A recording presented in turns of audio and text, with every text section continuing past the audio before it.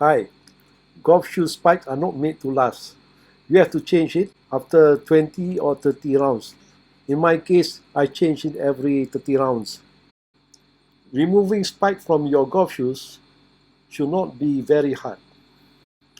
But if you have really worn out or damaged spikes, it's going to be a bit harder to remove them. In this video, I've put many efforts to remove the old spikes, but it doesn't work. I've used lubricants, pliers, even I knock it, it still doesn't move. In fact, it damaged the spikes because it's worn out or too many debris inside there. So in this video, I will show you how to remove the spikes using a drill.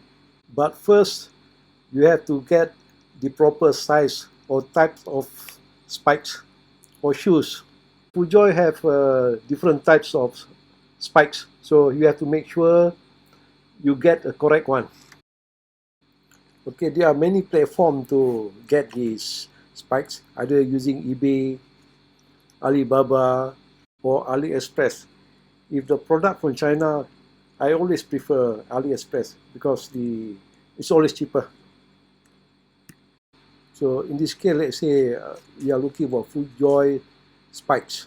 So make sure it's the right cleats. There are many designs.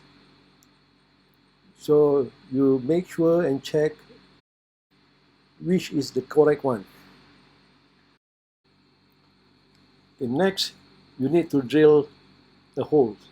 Okay, you need a proper tool, a drill bit, which the size just enough to fit in the small hole. Cannot be too big as it might damage the spike housing. In this case, I'm using size 2.5 drill bits.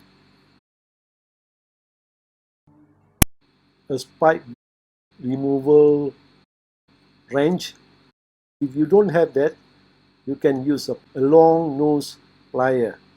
Next, we have to find two holes. Okay, you can either drill just one side and try to remove it, or both sides. Make sure you don't drill it too deep.